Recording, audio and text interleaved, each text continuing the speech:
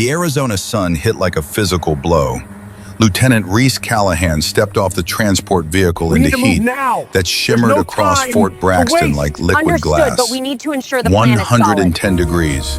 The kind of heat that made men stupid, made them careless, made them reveal who they really were. She'd felt worse. Kandahar in August. Helmand Province we gathered under here full not just as combat individuals, load. but as a united force. 18 months the of challenges that ahead particular demand our hell unwavering had commitment. Let us honor recalibrated that. her understanding of discomfort. This was just Tuesday. The base sprawled before her. Low cinder block buildings the color of dried blood. Dust-covered Humvees baking in rows. Not a tree in sight, just endless desert in the kind of military installation that looked exactly like what it was. A place where men came to learn how to kill, or where they came to hide. Reese adjusted the ruck on her shoulder and walked toward reception. Her boots left prints in sand that had drifted across the tarmac. By the time she reached the door, those prints were already gone, erased by wind that never stopped moving. Inside, the air conditioning hit like a benediction. The specialist at the desk didn't stand, didn't even look up from his phone for a solid 10 seconds. When he finally raised his eyes, they traveled over her uniform with the kind of assessment that dismissed in the same glance. Navy, female, seal trident gleaming on her chest like an accusation. Help you? His voice suggested he hoped the answer was no. Reese placed her orders on the counter. The paper made a sound like a judge's gavel. Lieutenant Callahan, CQB instructor rotation. 3 weeks. He picked up the paperwork with 2 fingers, read it slowly, too slowly, like he was hoping the words would rearrange themselves into something more acceptable. Says here you're SEAL qualified. That's correct. Huh. He typed into his computer, each keystroke deliberate, performative. They really lowering standards that much now? Reese kept her face neutral. She'd heard worse. She'd heard it in BUD/S from instructors who thought a woman in their program was a personal insult. She'd heard it from Taliban fighters who'd captured her outside Jalalabad and spent 6 hours explaining exactly what they thought of American women soldiers. She'd survived both. Process the order, specialist. He did, grudgingly. The printer whirred. He pushed the badge across the counter like he was surrendering territory. Training operations through those doors. Colonel Garrison runs the program. He'll sort you out. I'm sure he will. She clipped the badge on and walked through double doors into a corridor that smelled like industrial cleaner and old sweat. Motivational posters lined the walls. Discipline is freedom. Train like you fight. Excellence is a habit. All of them sun-faded and curling at the edges. Words that had lost their meaning through repetition. Or maybe they'd never had meaning at all. The training facility opened up ahead. Mats covering the floor, equipment racks along the walls.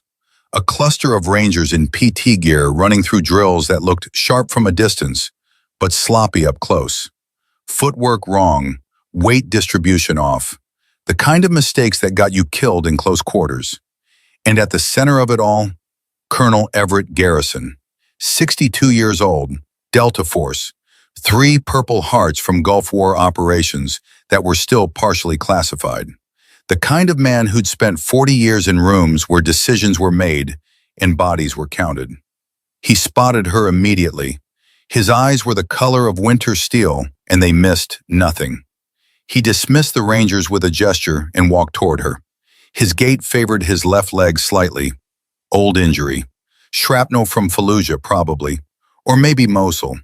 Men like Garrison collected scars like other men collected promotions. Lieutenant Callahan, his voice carried the gravel of too many years shouting orders over gunfire. Welcome to Fort Braxton. Sir, reporting as ordered. He nodded toward a side office. Walk with me. They moved through the facility in silence. Rangers tracked their progress with eyes that calculated and judged. Reese felt their assessment like weight against her shoulders. The woman, the SEAL, the outsider, the problem they hadn't asked for and didn't want. She'd felt that weight before too. Garrison's office was sparse, metal desk, filing cabinets, a corkboard thick with training schedules. One photograph on the wall. Garrison, 20 years younger, standing in desert fatigues with his Delta team. 8 men. 3 of them were dead now. Reese knew because she'd done her homework. Always do your homework. Garrison closed the door and the temperature in the room changed. This wasn't a courtesy briefing. This was an operation. I didn't bring you here to teach combat tactics, he said without preamble. You already know that. Yes, sir. 4 years ago, a female sergeant filed a complaint against Sergeant Major Garrett Voss. Sexual assault, coercion. She had bruises. Witnesses reported seeing her leave Building 7 at 2300 hours in obvious distress. He paused. The complaint disappeared. Investigation went nowhere. She received an Article 15 for conduct unbecoming 2 weeks later and was quietly transferred to Okinawa. Reese said nothing, waited. 18 months ago, a specialist, same story, different details, same outcome. She separated from service within 6 months. Garrison's jaw worked. There have been others. I know there have been others. But they won't come forward. They're too afraid. Of Voss? Of the system that protects him. Garrison sat on the edge of his desk. Garrett Voss was one of mine. 75th Ranger Regiment. I trained him, watched him earn his tab, saw him in Fallujah doing things that would earn most men a court-martial or a medal. He looked at his hands. Power corrupts. I thought he was better than that. I was wrong. What do you need from me, sir? Evidence, the kind prosecutors can't ignore and defense attorneys can't spin. Video, audio, testimony from victims willing to face him in court. I need to know how deep this goes, how many women, how long it's been happening, and most importantly, he met her eyes. I need someone who can walk into his trap and walk back out with everything we need to bury him. The room settled into silence. Somewhere outside, someone was running cadence. The rhythmic chant of soldiers doing what soldiers do, obeying orders, following the plan, trusting the system. NCIS is involved? Reese asked. Special Agent Sloan Mitchell, former Marine JAG officer. She's been building a case for 2 years, but she's hitting walls. Voss is careful. He manipulates surveillance, controls witnesses, creates plausible deniability at every turn. Garrison pulled a folder from his desk drawer. But he has a pattern. He identifies women who are isolated, new to the base, eager to prove themselves. He uses his position to invite them to advanced training scenarios, Building 7, after hours, always the same room, always the same method. And you want me to be the next invitation. I want you to be the trap he doesn't see coming. Reese took the folder, opened it, photographs, incident reports, medical records with names redacted, 23 women documented, maybe more still hidden. Some had left the service, some were still serving, their silence bought with threats or promises, or the simple calculus of survival. One face stopped her, a specialist, 22 years old, transferred out 8 months ago. The medical report noted bruising consistent with manual strangulation. The investigation concluded it was self-inflicted during a mental health crisis. Self-inflicted. Reese closed the folder. When do I start? Garrison stood. Something in his posture eased. Relief, maybe. Or just the slight unburdening that came from sharing weight that had been carried alone too long. You already have. He's been watching you since you arrived. Your file caught his attention. Female SEAL, combat record, high profile. Exactly the kind of target he prefers. Garrison moved to the window, looked out at the training ground. Women who've earned their place. Women who think they're untouchable. He likes breaking them specifically because of who they are. He won't break me. I know, that's why I asked for you. He turned back. Agent Mitchell will make contact tonight. She'll provide equipment, NSA-grade audio recorder, GPS transponder, real-time transmission capability. If Voss makes his move, we'll have everything. But you need to understand something, Lieutenant. Sir, once you walk into that room, you're on your own until we have enough for federal charges. That might be 5 minutes, might be an hour, might be longer. And in that time, Voss will do everything he can to break you down, humiliate you, and force you into a position where you're too compromised to report. His voice went flat. Men like him are predators. They've refined their methods through repetition. They know exactly how far they can go without crossing legal lines, how to make it seem consensual, how to destroy credibility before victims even file complaints. I've dealt with predators before, sir. Not like this. Taliban fighters want to kill you. Voss wants to own you. There's a difference. He handed her a phone, encrypted, single contact labeled SM. Agent Mitchell, 24/7. You need extraction, you signal her. But understand, early extraction means we lose the case. Everything resets. He walks. The women who came before you stay silent, and he starts looking for the next one. Reese pocketed the phone. I won't need extraction. That's what the last one said. The words hung in the air between them. A warning, a truth, a burden shared. There's one more thing you should know. Garrison's voice changed, became personal. My daughter, Captain, Army Intelligence, Fort Hood. 3 years ago, someone assaulted her in a storage facility during a training evolution. No cameras, no witnesses. Investigation went nowhere. She still serves, but he stopped, started again. She's not the same. Some part of her is just gone. Taken by a predator who wore the uniform and understood exactly how to exploit the system meant to protect her. Reese understood then. This wasn't just an investigation. This was personal. This was a father trying to prevent other daughters from losing pieces of themselves in rooms designed for training, but repurposed for violence. I'll get him, sir. I know you will. Just come back intact. They shook hands. His grip was firm, honest. The handshake of a man who'd sent soldiers into harm's way 1,000 times and carried the weight of every loss. Reese left the office and walked back into the training facility. Sergeant Major Garrett Voss was waiting. He stood near the center mat. 6'2", 210 pounds, the kind of build that suggested both power and control. His uniform was immaculate. His boots gleamed. His bearings screamed 75th Ranger Regiment in every practice movement. And his eyes were the eyes of a hunter who just spotted prey. Well, well. His voice carried across the facility, loud enough for everyone to hear. Performative, establishing dominance through public spectacle. The Navy sent us something special. Lieutenant Callahan, is it? I heard stories about you. Reese approached, steady. Sergeant Major. SEAL qualified, combat veteran, 12 confirmed kills as a sniper. He circled her slowly. The same assessment the specialist at reception had performed, but calculated differently. Clinical. That's impressive. For anyone, male or female, the standards are the standards, right? Yes, Sergeant Major. Of course, I also heard about the lawsuit, the congressional hearings, the media attention when the Navy finally certified its first female SEALs. He stopped in front of her, smiled. Big news, historic moment, lot of pressure on the program to succeed. The implication hung naked in the air. She only made it because they needed her to make it.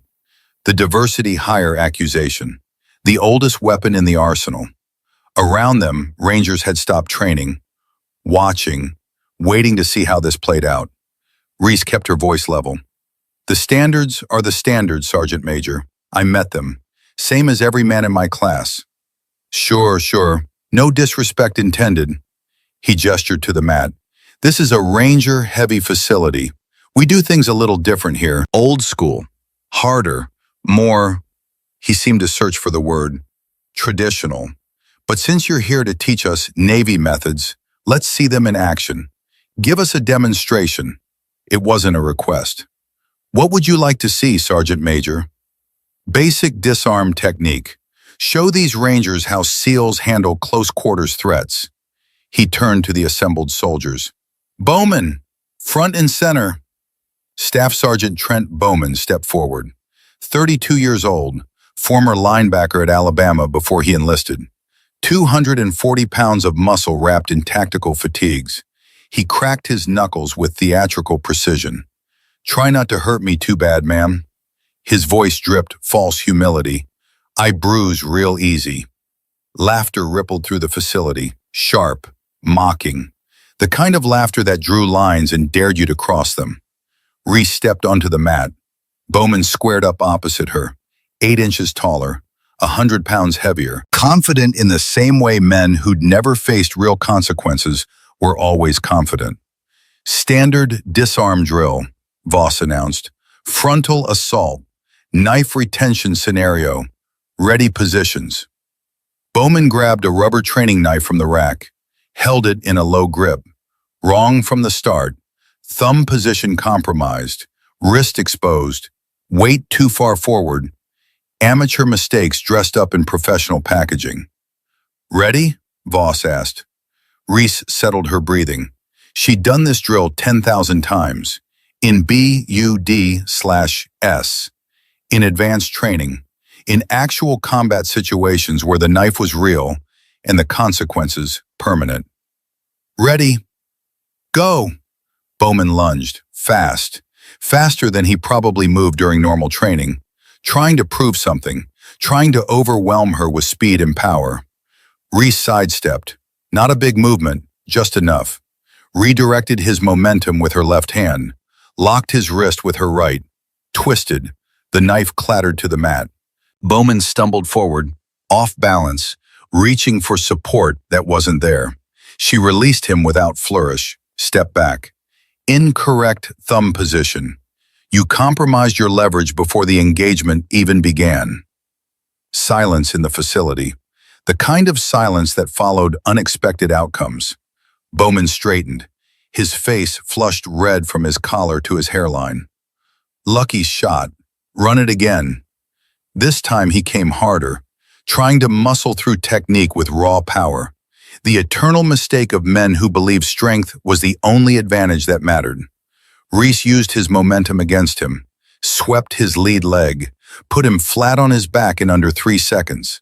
The knife skittered across the mat and stopped at Voss's feet. Dead silence now. The kind that preceded either violence or capitulation. Reese stood over Bowman, offered her hand. He ignored it, got to his feet alone, brushed off his fatigues like the mat had personally insulted him. Voss clapped, slowly, the sound echoing off the cinder block walls. Well, I guess the Navy taught you something useful after all. Reese met his eyes.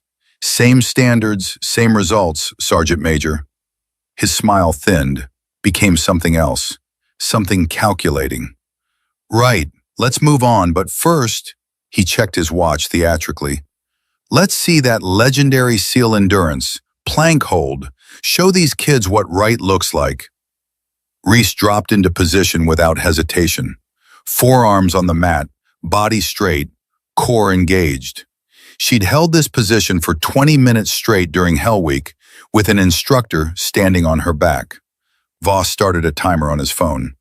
Anyone want to bet how long she lasts? 2 minutes, someone called out. 90 seconds, another voice added. She'll tap before a minute, Bowman muttered from the sidelines. Reese held the position. Her core burned, shoulders trembled. But this was nothing compared to what she'd endured earning the trident on her chest. 5 minutes passed, then 8, then 10. The room grew progressively quieter. Conversations died. Even the skeptics stopped making jokes. At 12 minutes, Sarah's entire body shook. Sweat dripped onto the mat beneath her. But she didn't drop, didn't even adjust her form. Voss finally stopped the timer. All right, point made. Reese stood smoothly, rolled her shoulders, looked at him directly. What's next, Sergeant Major? His jaw tightened visibly. Take 5. The session continued. Reese demonstrated techniques, corrected forms. answered questions with precision that left no room for argument or dismissal. She was good at this. She'd earned every piece of knowledge through pain and repetition, and the kind of practice that turned instinct into muscle memory. But underneath the professional veneer, she felt it. The shift in the room. The recalculation happening behind Voss's eyes. She'd embarrassed Bowman, made Voss's implicit challenge look foolish, proved she belonged in a space designed to exclude her. That made her dangerous. And Voss dealt with dangerous women in very specific ways. After the session ended, Reese headed toward the locker wing. She needed to wash off the day, the heat, the testosterone, the weight of being watched and judged and found simultaneously impressive and threatening. That's when she saw the board. It was tucked in a side hallway, half hidden behind a water fountain. Easy to miss if you didn't know to look.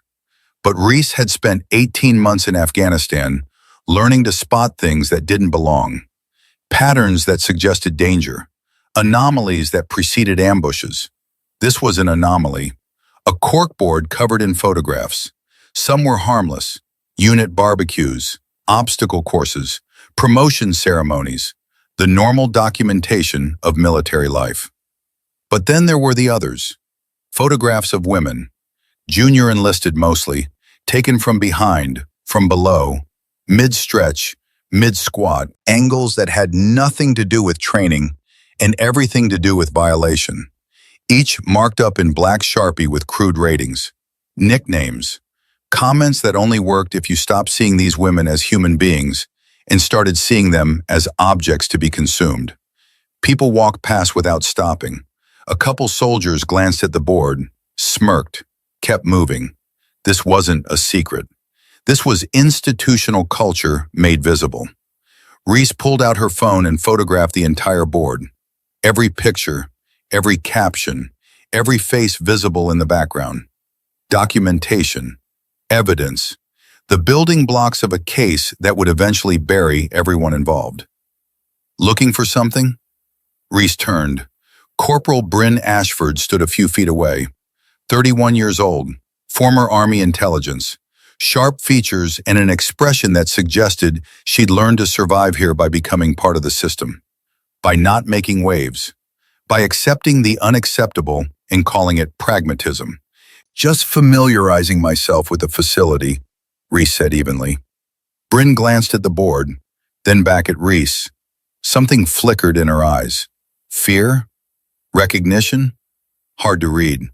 That's been up forever. It's just guys blowing off steam. Is it? Yeah, it is. Bryn stepped closer, lowered her voice. Look, I get it. You're new. You've got something to prove. But this place has a rhythm. You start poking at things that don't concern you, it gets uncomfortable. For everyone, including you. Reese held her gaze. I'm not here to make anyone comfortable. Then you're making a mistake. Bryn's jaw tightened. I've worked my ass off to earn respect here. Took me 3 years. I'm not letting some outsider with a savior complex blow that up. I'm not trying to blow anything up, but I'm also not going to pretend I don't see what's right in front of me. They stood there in that hallway for a long moment. Two women, two different choices about how to survive in a system designed by men who saw them as exceptions rather than equals. Finally, Bryn shook her head. Suit yourself. Just don't say nobody warned you. She walked away. Her footsteps echoed down the corridor and then faded into the ambient noise of the base. Reese looked back at the board, memorized faces, cross-referenced them mentally with the file Garrison had given her. Some of these women were already in that file. Some weren't. She kept walking. The administrative office was empty, but the security monitor mounted on the wall cycled through camera feeds. Hallways, entryways, training bays. One caught her attention. Building 7, exterior hallway view. She checked the timestamp in the corner, 14:47, then looked at her watch, 15:01. 14-minute discrepancy. Someone was manually rolling back the timestamp by exactly 14 minutes after each incident, creating a window where footage would show empty hallways when in reality, something else was happening inside Building 7. Professional-level evidence manipulation designed to create plausible deniability. Reese kept walking like she hadn't noticed anything, but her mind filed it away. Another piece, another pattern. The investigation was already building itself. All she had to do was stay alive long enough to see it through. That night in her assigned quarters, bare walls, metal cot, window facing the motor pool, Reese opened her laptop and started a detailed log. Day 1, observations. Subject Voss establishes dominance through public humiliation attempts. Subject Ashford functions as social enforcer, protects existing culture, actively discourages complaints. Morale board in Corridor B contains non-consensual photographs of female personnel with degrading annotations. Documented. Security camera outside Building 7 shows 14-minute timestamp discrepancy consistent with manual tampering to create surveillance gaps. Patterns suggest systematic preparation for activities requiring plausible deniability. She saved the file to an encrypted folder, backed it up to a secure cloud drive, then composed a message to a contact listed only as SM. Arrived Braxton. Cultural indicators consistent with prior intelligence. Observing and documenting. Maintaining operational cover. Request equipment package for fieldwork. The reply came within seconds. Copy. Equipment ready for pickup at 2200. Parking lot C, northwest corner. Black Tahoe. Recognition phrase, long day. You'll respond, they're all long. Agent Mitchell will brief you personally. Stay sharp, Lieutenant. This one's already watching you. Reese set the phone down and lay back on the cot, stared at water-stained ceiling tiles that probably hadn't been replaced since the building opened. She'd been in worse situations, been shot at in Kandahar, nearly drowned during maritime interdiction operations, pushed past every conceivable limit during Hell Week, when instructors who didn't believe women belonged in BUD/S tried to break her through sheer brutality. But this was different. This wasn't an enemy you could identify, wasn't a mission you could plan against with conventional tactics. This was a culture that protected itself by making cruelty invisible, by normalizing abuse until it looked like tradition, by making victims feel like they were the problem. And the only way to dismantle it was from the inside, carefully, methodically, with evidence they couldn't spin or deny or bury in bureaucratic process. At 21:55, Reese left her quarters and walked across the darkened base to parking lot C. The desert night was cold, temperature dropping 40 degrees from the daytime high. Her breath misted in the air. The Black Tahoe sat in the northwest corner, engine running, windows tinted dark enough to hide the occupants. Reese approached, knocked twice on the passenger window. It rolled down.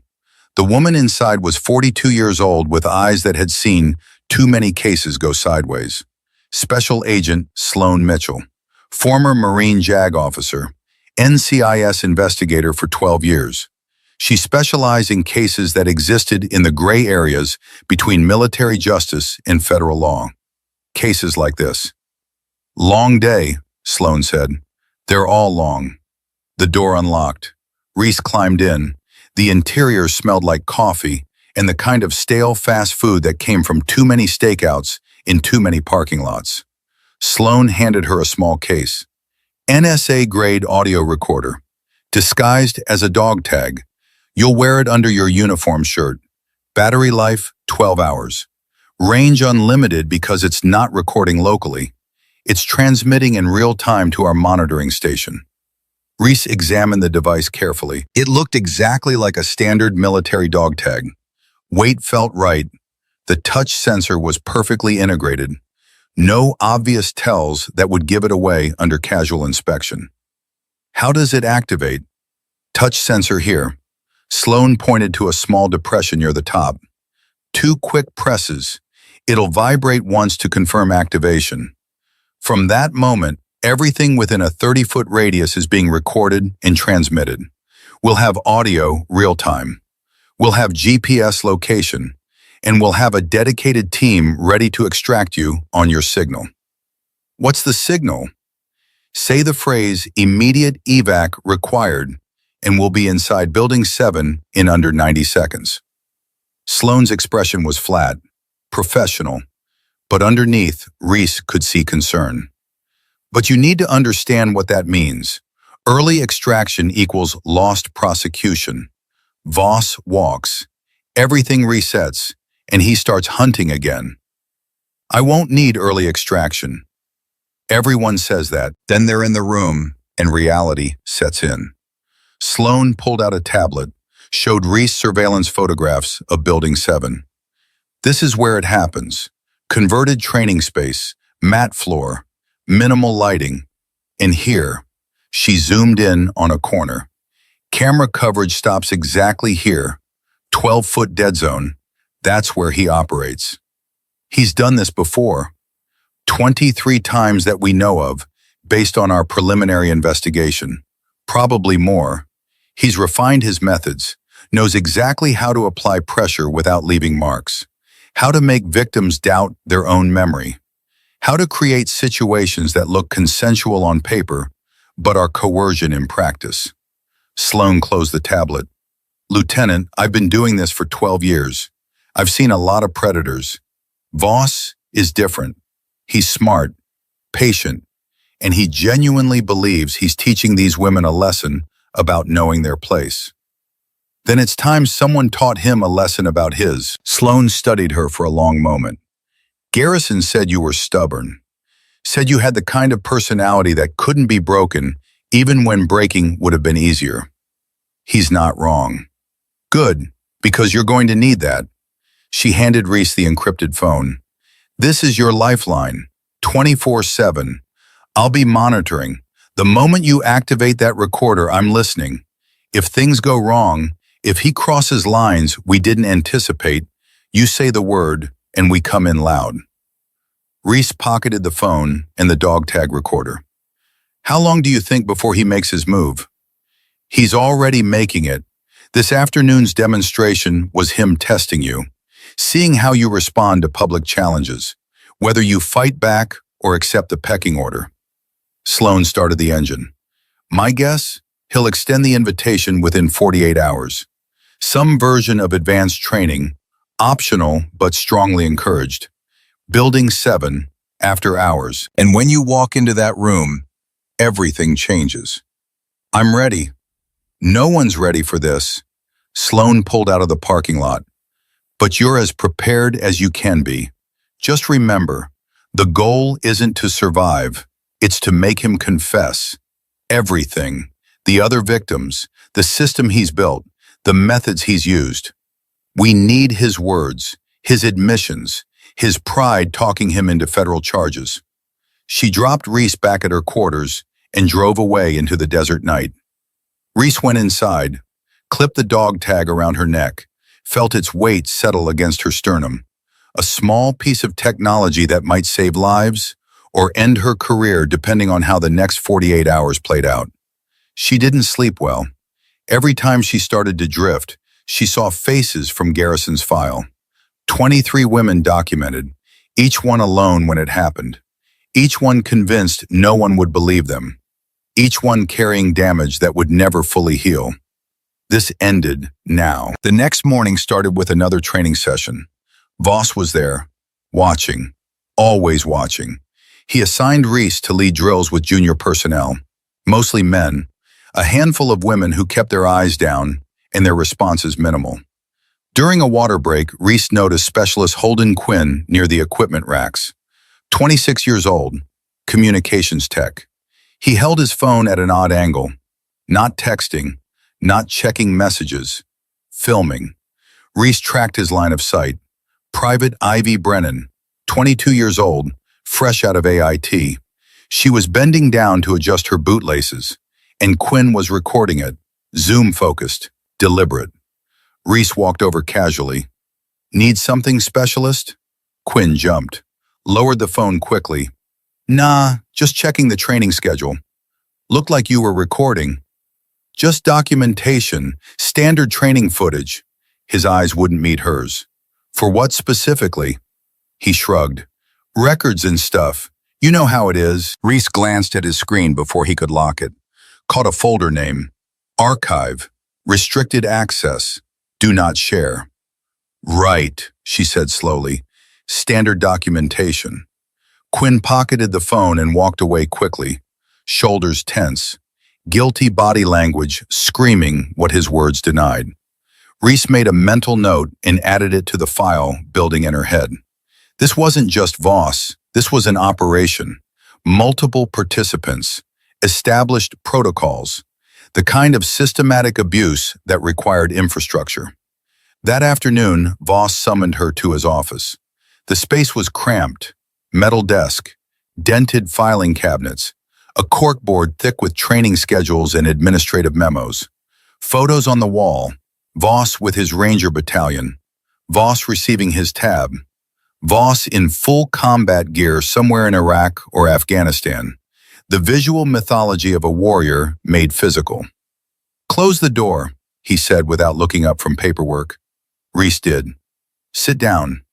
She sat. Voss finally looked at her, leaned back in his chair with studied casualness. You're making people uncomfortable, Callahan. How so, Sergeant Major? You're too rigid. Don't joke around. Don't relax. Don't build rapport. It creates tension in the unit. I'm here to teach close quarters combat. That's what I'm doing. Part of teaching is connecting with students, building trust. You keep acting like you're above everyone, and it causes problems. He steepled his fingers. Problems I have to solve. Reese kept her voice level. With all due respect, Sergeant Major, I'm not here to socialize. I'm here to fulfill my assigned duties as an instructor. Voss's eyes narrowed. You know what your problem is? You think that trident on your chest makes you special, makes you untouchable, but it doesn't mean anything. You're a political checkbox, a diversity win for some admiral's promotion packet, and everyone here knows it. The words were designed to wound, to find the pressure point and push until something broke. Reese didn't flinch. Is there anything else, Sergeant Major? He stared at her for a long moment. Then his expression shifted, something calculated sliding into place behind his eyes. Yeah, there is. He leaned forward slightly. There's an optional training session tonight. Building 7, 2100 hours. Advanced SEER scenario for personnel seeking additional qualifications. He paused. It's voluntary, completely voluntary, but if you're serious about proving you belong here, about showing you're not just here for appearances, it would demonstrate commitment. There it was, the invitation, the trap. Reese nodded slowly. I'll be there. Voss's smile widened, but it didn't reach his eyes. Good. Bring your A-game, Lieutenant. We don't modify standards just because someone's wearing a trident. We'll see what you're really made of. Reese stood and left the office. The moment the door closed behind her, her pulse kicked up. Not from fear, from recognition. She'd just been invited into the trap, and she was going to walk straight into it, but not the way they expected. Back in her quarters, Reese opened her laptop and typed a new entry with precise detail. Day 2, 15:45 hours. Voss confrontational in private meeting. Accused me of not fitting in, being a diversity checkbox. Invited to optional SEER session in Building 7 at 2100. Same location with documented camera irregularities. Specialist Quinn observed covertly filming female personnel. Phone contains folder labeled Archive. Assessment. Coordinated setup highly probable. Likely humiliation or coercion scenario designed to compromise, discredit, or create leverage for future manipulation. Proceeding as planned. Evidence collection is primary objective. She pulled the dog tag recorder from her pocket, tested it. 2 quick presses, single vibration. Ready. Then she composed a message to Sloan. Entering Building 7 at 2100. Anticipate confrontation scenario designed to compromise position. If no check-in by 2300, initiate protocol and pull all available surveillance footage. The reply came almost immediately. Negative. Do not enter alone. This is not worth the personal risk. We can build the case another way. Reese stared at the screen, then typed her response. Need them on record with clear intent and verbal admissions. Only way to make federal charges stick and prevent them from claiming misunderstanding or training gone wrong. This is the play. Trust the process. A longer pause this time. Then, audio recorder active at all times. Check in at 2300 sharp. If you miss it by even 1 minute, I'm coming in loud with everything I've got. Do you understand? Understood. We'll check in on time. Reese clipped the dog tag around her neck, contained it where it would be invisible under her uniform shirt, tested the activation sensor again. Everything worked perfectly. She lay back on the cot and closed her eyes, not to sleep, to prepare, to mentally rehearse every possible scenario. Because in just over 3 hours, she was going to walk into a room full of people who thought she was weak, who thought she was a checkbox, who thought they could humiliate her, record it, and use it to destroy her career or silence her forever. They had no idea she'd been documenting their operations since the moment she arrived. They had no idea that every word they were about to say would be recorded in crystal clear audio and transmitted in real time to federal investigators. They had no idea that the woman they were about to corner wasn't a victim. She was a federal witness, and she was about to hand them enough rope to hang themselves. Reese opened her eyes and checked her watch. 1947. 2 hours, 13 minutes until she walked into Building 7. 2 hours, 13 minutes until everything changed. She stood up, put on fresh fatigues, laced her boots tight. The dog tag hung against her chest. Small, unnoticeable, powerful. At 20:58, she left her quarters and walked across the darkened base toward Building 7. The night was cold, stars overhead in configurations that had guided warriors for thousands of years. The air smelled like creosote and diesel fuel, and the particular emptiness of military installations after dark. She reached Building 7 at exactly 20:59, paused outside the door, pressed the dog tag twice, felt the single vibration confirming activation. Somewhere in a monitoring station, Sloan Mitchell was putting on headphones. Garrison was probably there too, listening, ready to deploy, trusting her to do what needed doing. Reese took a breath, not from nerves, from focus. Then she pushed the door open and stepped inside. The door closed behind her, a lock engaged, and 71 minutes of hell began. Building 7 was darker than the main training areas. Half the overhead lights were off, creating pockets of shadow along the walls that seemed to breathe and shift as Reese's eyes adjusted. The mats looked freshly cleaned. Too clean, like someone had prepared the space with the same care a surgeon prepared an operating room. 4 people waited inside. Sergeant Major Garrett Voss stood near the center, arms crossed, face set in an expression that suggested this was just another training evolution, just another night at work, nothing to see here. Staff Sergeant Trent Bowman leaned against the far wall, blocking the only exit. His posture was casual, but his positioning was deliberate. 6 feet back from the door, close enough to intercept, far enough to create the illusion of choice. Specialist Holden Quinn sat on a bench with his phone already in hand, screen glowing in the dim light, not texting, not checking messages, recording. The red light blinked once, twice, documenting what came next. And Corporal Bryn Ashford stood in the corner, arms still crossed, expression unreadable.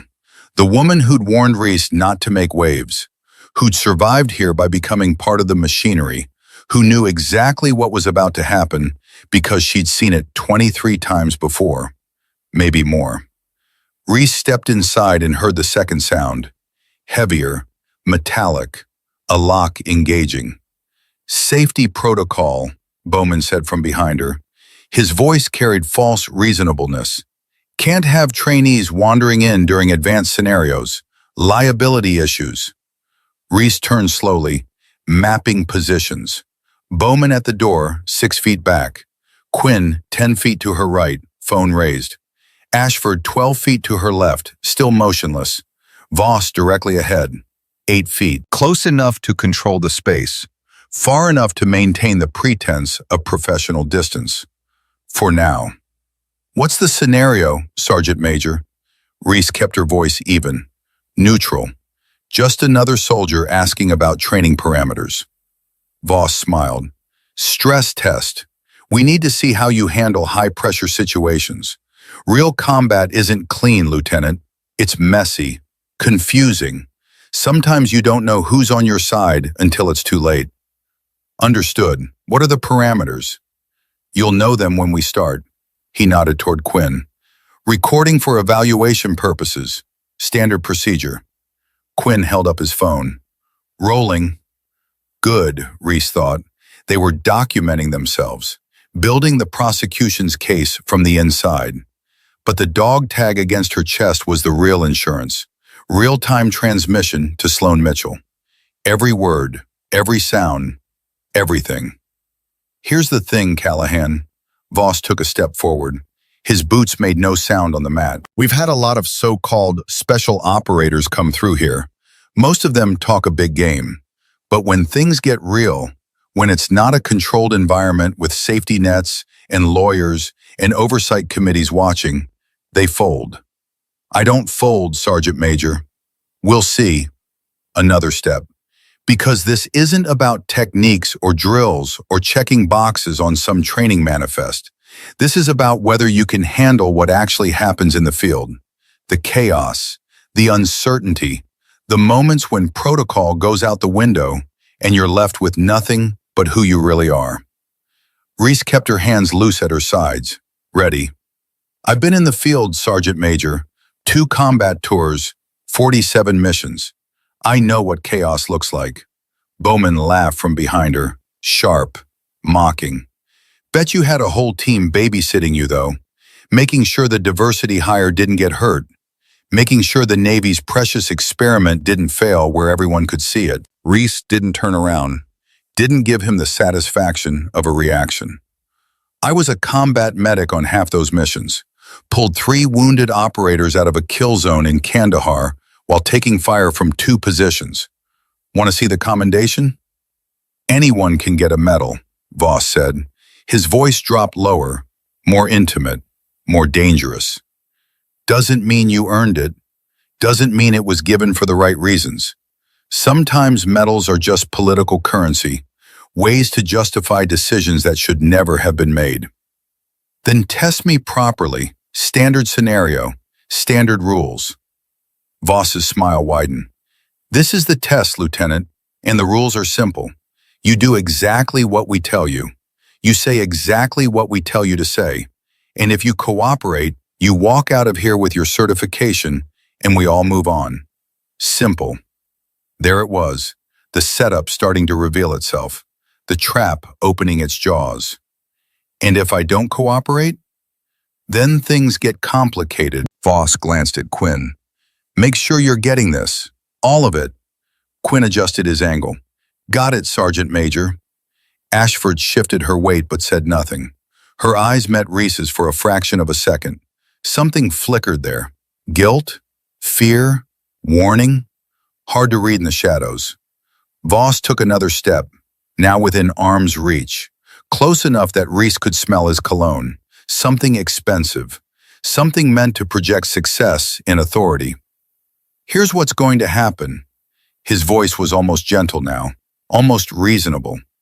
You're going to look at that camera and admit that you're not qualified to be here, that you only made it through SEAL training because the Navy needed a headline, that you're in over your head, that you understand now what real soldiers knew all along. Reese stared at him. Let the silence stretch. Let the moment crystallize.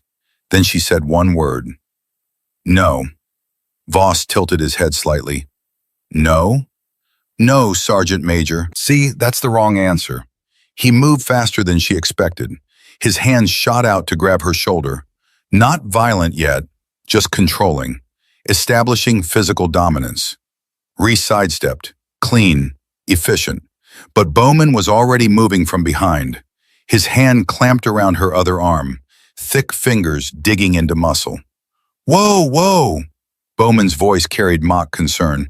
"Don't want you hurting yourself, ma'am. Just relax. This goes easier if you relax." Reese didn't fight, not yet. She needed more. More words, more evidence, more admissions that couldn't be explained away as training gone wrong or misunderstood context. Voss stepped closer, his face inches from hers. "You think you're tough? You think the trident means something special?" His hand came up and gripped her jaw. Not hard enough to bruise, just hard enough to force her head toward Quinn's camera. "Now say it. Say you don't belong here." The dog tag recorder was getting everything. Every word, every touch, every implicit and explicit threat. Real-time transmission to federal investigators who were probably scrambling right now. Preparing warrants, mobilizing response teams, building the case that would destroy everyone in this room. "No," Reese said again. Voss's grip tightened. "Wrong answer." Bowman yanked her arm back harder, pulling her off balance, creating vulnerability. "Come on, Lieutenant. Just say the words. Make it easy on yourself. We've got all night if we need it." Quinn moved closer with the phone. "Smile for the camera, ma'am. This is going to look great in the archive."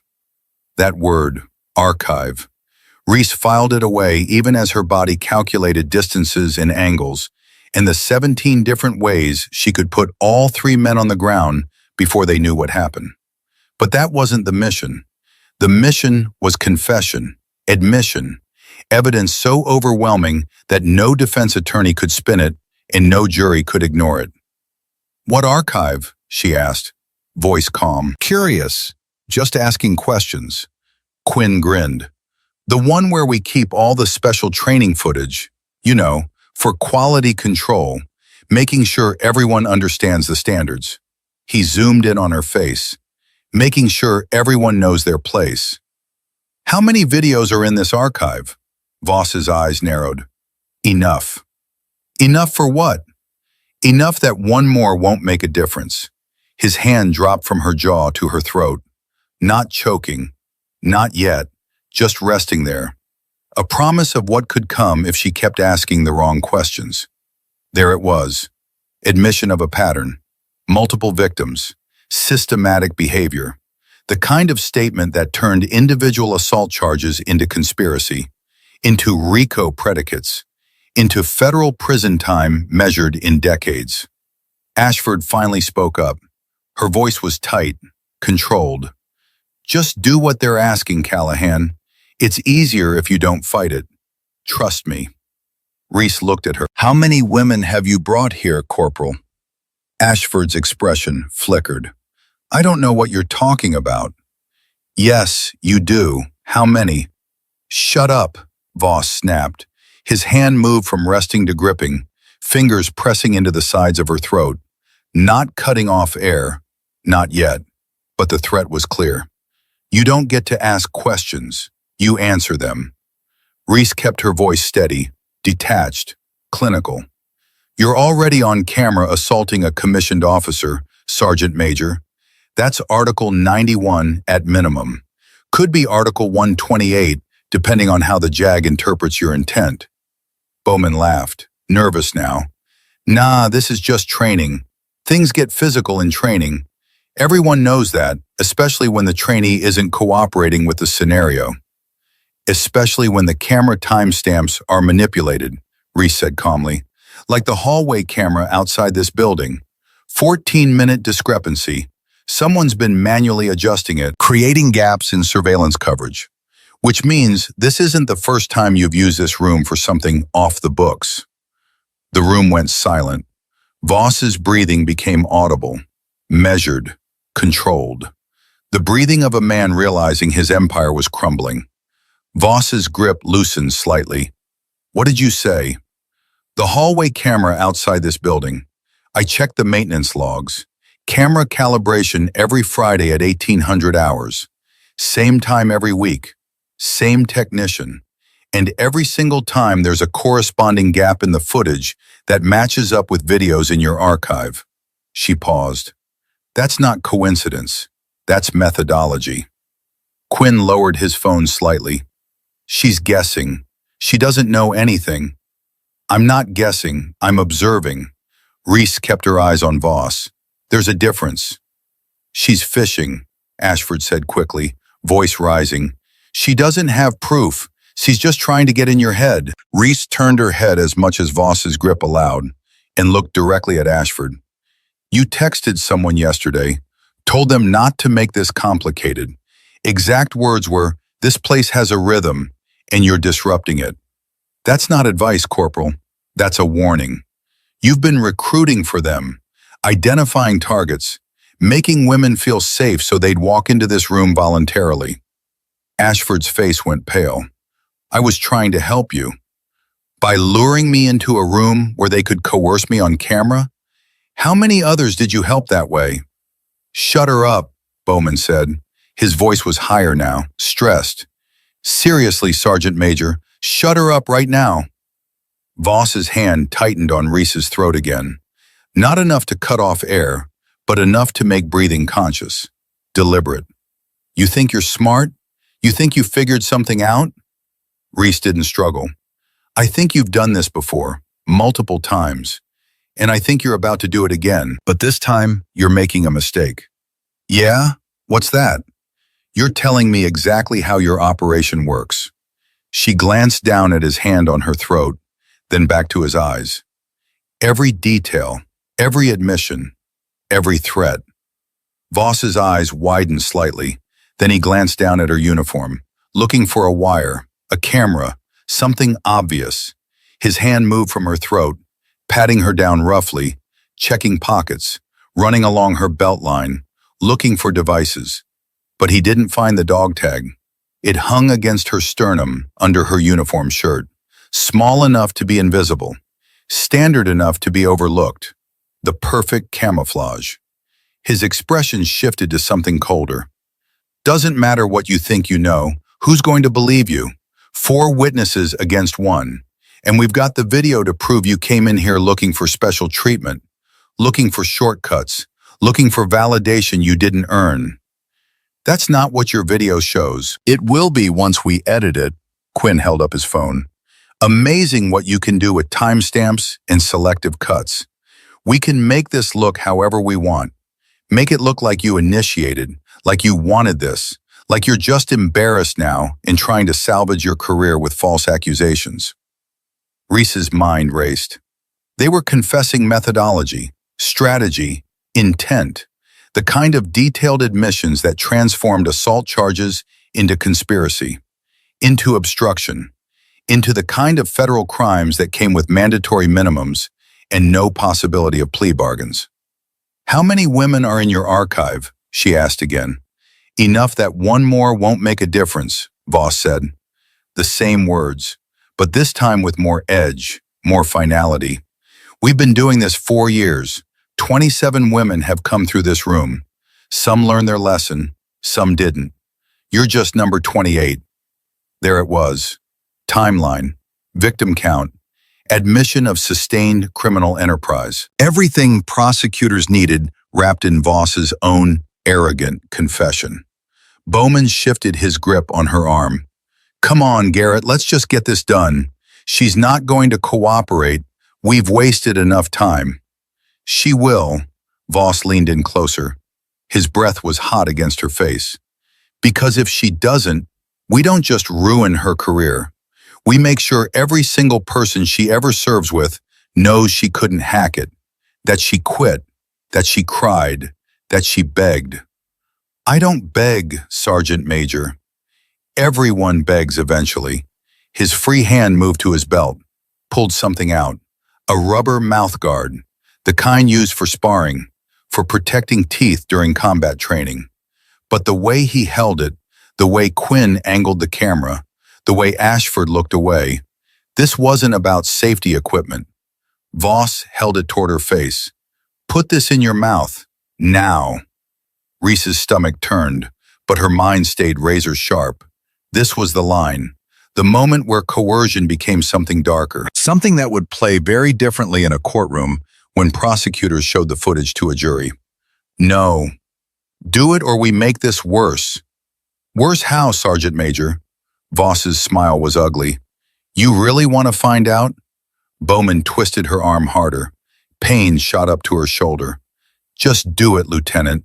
Say a few words. Bite down on this for the camera. And we let you go. That's the deal. Simple. Reese met Voss's eyes. You're already not being nice. You're assaulting an officer, recording it, threatening to manipulate evidence, and admitting you've done this before. That's not training. That's conspiracy. Quinn stepped closer, phone still recording. Big words for someone who's about to be on the worst highlight reel of her life. How many highlights are in your archive, Specialist? 50? 100? He blinked. I don't. The folder on your phone, archive, restricted access, do not share. How many files? His face drained of color. 51, Quinn said quietly, then immediately realized his mistake. I mean, 51 files, Reese repeated. All organized, all saved, all evidence. Ashford moved toward the door. I'm done. I'm out of this. Stay where you are, Voss's voice rose, sharp, commanding. We're not done. No, she knows too much. This is over. This whole thing is over. Ashford's hand was on the door lock. It's over when I say it's over. Voss turned back to Reese. We've come too far to back out now. Too many people involved, too much infrastructure. You think you can just walk in here and burn down something we built over 4 years? 4 years. Another admission. Timeline. Duration. The kind of detail that turned this from recent misconduct into sustained criminal enterprise. Reese kept her voice quiet. Let me go, right now, before this gets worse for all of you. Bowman laughed, but it sounded forced. You threatening us? I'm giving you a chance to stop. Voss's hand moved from her throat to her jaw again, fingers digging in hard enough to hurt. You don't give us chances. We give you options. And right now your options are cooperate or regret it. I choose option 3. There is no option 3. Reese's voice went cold, flat. Yes, there is. It's called evidence. Voss froze. What? I've been recording since the moment I walked in. The room went dead silent, the kind of silence that preceded either violence or total collapse. Quinn lowered his phone slowly. She's bluffing. Am I? Reese kept her eyes on Voss. You grabbed my throat. Bowman grabbed my arm. You threatened to ruin my career. Quinn admitted to an archive of 51 videos. Ashford admitted to recruiting women. You said one more won't make a difference, and 27 women have come through this room. All of it recorded, all of it admissible. Voss's face went white, then red. Where? Where's the device? Doesn't matter. It's already uploading to a secure server. Even if you destroy it now, the backup's gone live. Everything you've said in the last, she glanced at her watch, 48 minutes is in federal custody. That's impossible. There's no recording. But his hand dropped from her jaw. Test me. Find it. Voss stepped back. Search her now. Find the device. Bowman started patting her down roughly, checking pockets again, running his hands along her belt, her boots, looking for anything electronic, anything recordable. He wouldn't find it. The dog tag looked exactly like every other dog tag, felt like every other dog tag. Even if he touched it directly, he'd dismiss it as standard issue. Nothing, Bowman said after a moment, breathing hard. I'm telling you there's nothing. Check again.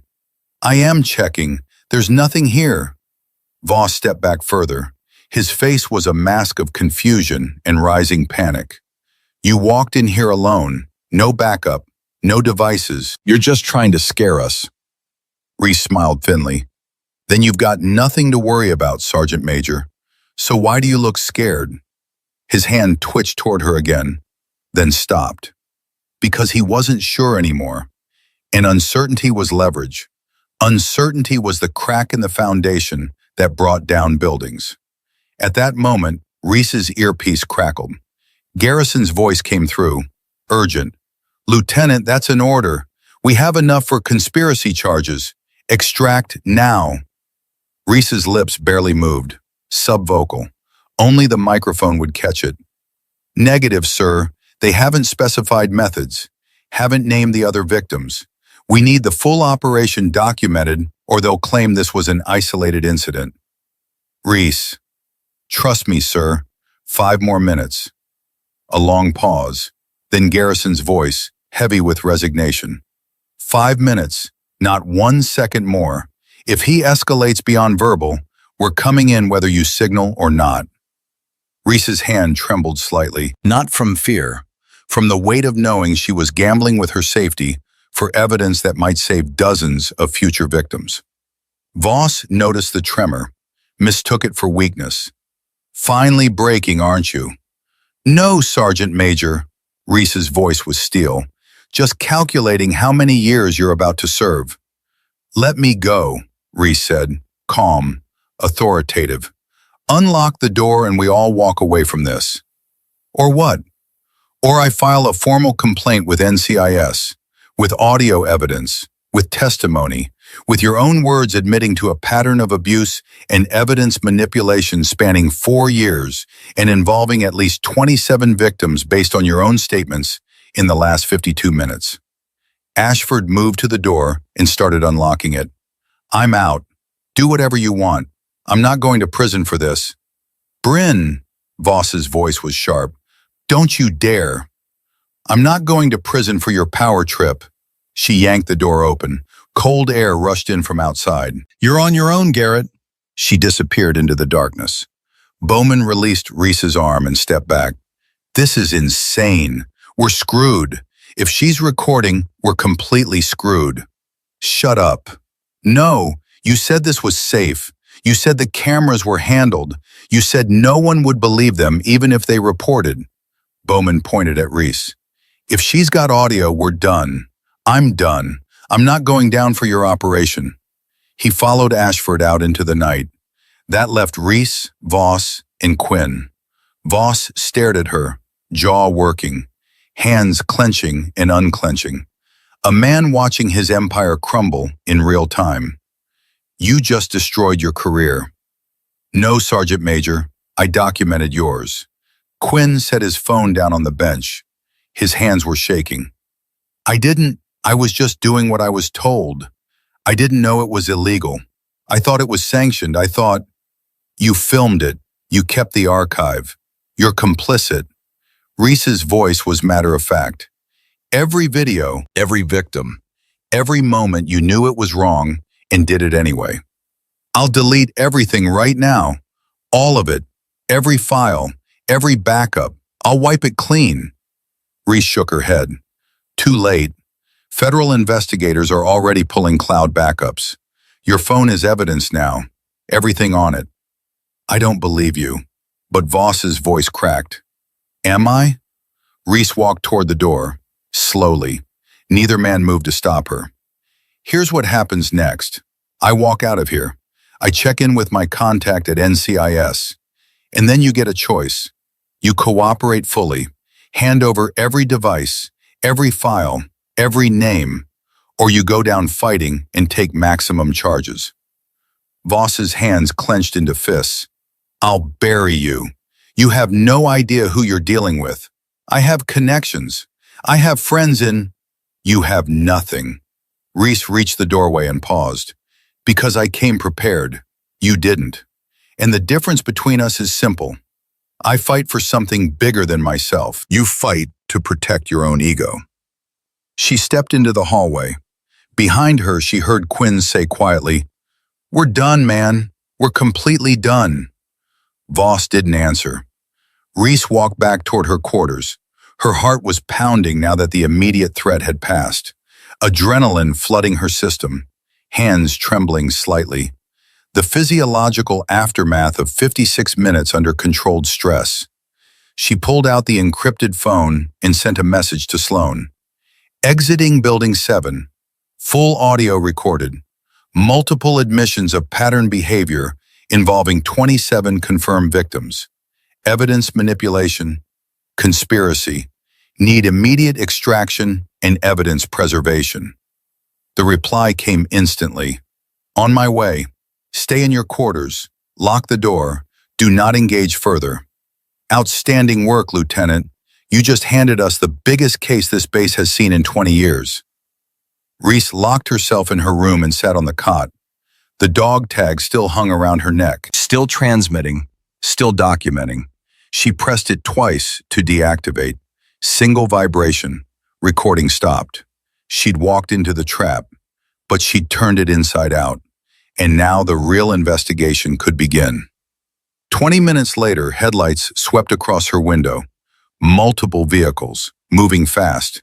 She heard boots on pavement, voices calling out orders. The organized chaos of a federal operation going active. She opened her door. Colonel Garrison stood there with Sloan Mitchell. Behind them, 8 NCIS agents in tactical gear. Behind them, 3 transport vehicles with engines running. Garrison's face was grim.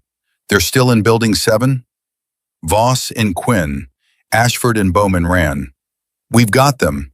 Sloan held up a tablet. GPS tracking on their vehicles. Local PD is en route to their locations now. They won't make it off base. What about the evidence? Reese asked. We've been recording in real time. Every word, every admission, every threat. Sloan's expression was fierce, satisfied. You gave us enough for federal conspiracy charges. Obstruction, pattern of abuse under Title 10. We can dismantle the whole network. Garrison looked at Reese, really looked at her. Are you all right? I'm fine, sir. That's not what I asked. She took a breath. I will be fine, sir. He nodded, understanding in his eyes. You did something extraordinary tonight, Lieutenant. Something that will save lives, protect soldiers, change policy, but it came at a cost. Don't pretend it didn't. The cost was worth it, sir. Yes, it was. He turned to Sloan. Let's finish this. They moved toward Building 7. Reese followed. She'd earned the right to see this through. The door to Building 7 burst open under the lead agent's boot. Voss and Quinn were still inside, sitting on opposite sides of the room, not talking, not moving, just waiting for inevitability. Garrett Voss, Holden Quinn, federal agents, on your knees, hands behind your head. Voss looked up. His face was empty, defeated. He'd known this was over the moment Reese walked out that door. Now he was just waiting for the cage. He complied, slowly, like a man moving through water. Quinn was already crying. I'll cooperate. I'll tell you everything. I'll give you everything. You'll give us everything anyway, Sloan said. The question is whether you get credit for cooperation or we add obstruction charges. They were cuffed and let out. Voss didn't look at Reese as he passed, but she looked at him, memorizing this moment, the predator in chains, the system finally working the way it was supposed to. An evidence team moved into Building 7, photographing, documenting, collecting. They found Quinn's phone immediately. The archive was password protected, but that wouldn't matter. Federal digital forensics could crack anything given enough time and motivation. They had both. Sloan pulled up the preliminary file list on her tablet. 51 videos, 27 different women, some with multiple incidents, dates going back 4 years. She looked at Garrison. This is bigger than we thought. 4 more victims than your initial file documented. Garrison's jaw clenched. 4 more who were too afraid to even appear in preliminary reports. How many are still serving? 21 active duty, 6 separated. We'll need to identify them all. Reach out individually. Victim advocates will handle initial contact. Garrison's face was stone. Do it, all of it, and make sure they know this time someone listened. This time someone believed them. This time the predator doesn't walk away. Back at the command center, Reese gave her initial statement. 2 hours of walking through every detail from the moment she entered Building 7 to the moment she exited. Every word, every touch, every threat. All of it documented, all of it recorded, all of it admissible. By 0300, warrants had been executed on Voss's office, his quarters, and his personal vehicle. They found 3 external hard drives hidden in a locked footlocker, each containing folders organized by name, rank, and date. The full scope of the operation became clear. 27 women, 51 incidents, 4 years. A systematic pattern of identifying vulnerable targets, isolating them, coercing them, recording them, and using that material as leverage to ensure silence. By 0600, Quinn had flipped. He sat in an interrogation room with his lawyer and laid out everything. How Voss had started it 4 years ago. How Ashford had joined 18 months later, providing social cover and recruiting women who seemed isolated or eager to prove themselves. How Bowman provided physical intimidation when needed. How the archives served as insurance. If anyone reported, they'd release edited footage, making it look consensual, making it look like the victim had initiated, making it look like the woman was lying to cover embarrassment or regret. By 0800, the base commander had been briefed. Colonel Parrish sat across from Sloan in his office. His face was ashen as he reviewed the preliminary evidence. How did this happen under my command? His voice was quiet, devastated. Because they were careful, Sloan said. They used training as cover. They manipulated evidence. They isolated victims. And they built a culture where reporting felt more dangerous than silence. I should have seen it. Maybe, but you're seeing it now. And what matters is what you do next. Parrish looked up. What do you need from me? Full cooperation, complete access to personnel records, and public acknowledgement that this happened, that victims will be supported, that the command structure failed them, and that we're fixing it. He swallowed hard. You'll have it, all of it. By 1000 hours, Voss was in federal custody. 2 agents walked him out of his quarters in handcuffs, while dozens of personnel watched from windows and doorways. He kept his head down, jaw clenched, refusing to make eye contact with anyone. Bowman was arrested pulling onto Interstate 10, trying to run, trying to disappear into America's highway system. State troopers boxed him in and pulled him out at gunpoint. Ashford turned herself in at 1300 with a lawyer already present. She sat in the interrogation room with her arms wrapped around herself, looking smaller than she had in Building 7. I want to cooperate, she said immediately. I'll tell you everything. Sloan sat across from her, expression neutral. Start with how you got involved. Ashford took a shaky breath.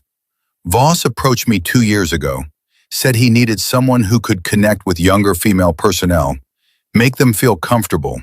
He framed it as mentorship, as helping other women navigate a male-dominated environment. And you believe that? At first, yes. I thought I was helping, providing guidance. Her voice cracked. But then he started asking me to bring specific women to Building 7 for what he called advanced evaluations. Said it was about stress testing, seeing who could handle real pressure, who could be trusted in actual combat situations. When did you realize it wasn't legitimate? The 4th time. I walked in early and saw what they were doing, how they were talking to her, how Quinn was filming, the angle of the camera, the things Voss was saying. Tears started falling. I knew then it was wrong. But you didn't report it. No. Why not? She looked down at her hands. Because Voss told me I was already complicit, that if I reported it, I'd go down too, that I'd lose my career, my reputation, everything I'd worked for. He said the only way to survive was to keep playing along, to keep helping, to keep recruiting. How many women did you bring to Building 7? 9 directly, maybe 5 more indirectly. I told them about optional training sessions, made it sound like an opportunity, like something that would help their careers. She wiped her eyes. And I knew what would happen to them. I knew. And I did it anyway because I was scared and selfish. And I told myself it wasn't my fault since I wasn't the one actually doing it. But you were doing it. You were the access point. You made them trust you. Then you fed them into a system designed to destroy them. I know. Ashford's voice broke. I know, and I have to live with that. Sloan sat back. You're going to do more than live with it. You're going to testify. You're going to name every woman you recruited. You're going to explain exactly how the operation worked. And you're going to face them in court and own what you did. I will. I'll do whatever you need. That's not good enough. What they need is for you to tell the truth. Not a sanitized version, not a self-serving narrative. The actual truth about how you enabled abuse, because it was easier than standing up. Ashford nodded, tears streaming down her face now. Okay, yes, I'll tell the truth. By 1600 hours, the story had spread across the entire base. Not officially, there was no announcement, no press release, but through the invisible network of whispers and text messages that moved faster than any formal communication. People knew something major was happening. They'd seen the arrests, seen NCIS agents everywhere, seen Building 7 sealed with evidence tape, seen their sergeant major walked out in handcuffs, and slowly, carefully, some of the women who'd survived Voss's operation began to talk. To each other first, then to victim advocates, then to investigators. The dam was breaking. The silence was ending. The system that had protected predators was starting to protect victims instead. Reese stayed in her quarters as ordered, but she could feel the tension through the walls. The base was holding its breath, waiting to see what came next, waiting to see if this time would be different. Sloan stopped by at 17:30. We've started reaching out to the victims. 8 have agreed to speak with us so far. 3 more are considering it. The rest we're still trying to locate. How are they handling it? Mixed reactions. Some are relieved someone finally believes them. Some are angry it took this long. Some are terrified of retaliation or public exposure. But they're talking. That's what matters. What about the evidence? Is it holding up? Better than expected. Quinn's archive is meticulously organized. Dates, times, participants. He essentially built the prosecution's case for us. Sloan pulled out her tablet and showed Reese the folder structure. Combined with your audio recording and the testimony we're collecting, we've got enough to charge Voss with conspiracy, assault, obstruction, pattern of abuse under military code, and violation of federal statutes protecting service members. What's he looking at? Minimum 20 years. More likely 25 to 30 given the scope and duration. Dishonorable discharge. Loss of all benefits. Lifetime registration as a violent offender. She paused. He's done, Reese. Completely done. And it's because you walked into that room and refused to break. Reese felt something loosen in her chest. Not satisfaction exactly, just the knowledge that the system was finally working the way it was supposed to. What about the base? She asked. The culture that let this happen. That's the harder fix. We can prosecute individuals, but changing institutional culture takes time and sustained effort. The base commander is implementing new reporting protocols, independent oversight, mandatory training. Sloan closed the tablet. But the real change comes from people like you refusing to accept the status quo, refusing to let predators operate with impunity. People like me shouldn't have to walk into traps with hidden recorders to make the system work. You're right, they shouldn't. But until the system fixes itself, people like you are the only thing standing between predators and victims. She stood to leave. Get some rest, Lieutenant. Tomorrow starts the hard part, the part where we build a case so solid no defense attorney can crack it and no jury can ignore it. After she left, Reese lay on the cot and closed her eyes. But she didn't sleep. She kept seeing faces from Garrison's file.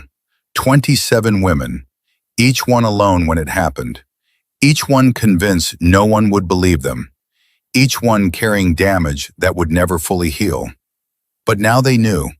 They knew someone had believed them, someone had fought for them, someone had walked into hell and come back with evidence strong enough to destroy their abusers. That had to mean something. That had to change something. And as exhaustion finally pulled her under, Reese's last thought was simple. This was just the beginning. The predators were caught. Now came justice. Now came healing. Now came the long work of making sure this never happened again. 5 weeks after Building 7, Reese Callahan stood in a federal courtroom in Phoenix, wearing her dress uniform with the trident gleaming on her chest. The preliminary hearing had drawn media from across the country. Reporters packed the gallery, cameras lined up outside the courthouse in configurations that looked almost military. Satellite trucks from every major network. This wasn't just a military case anymore. This was national news. The courtroom itself was older, built in the 1970s when federal architecture still believed in gravitas.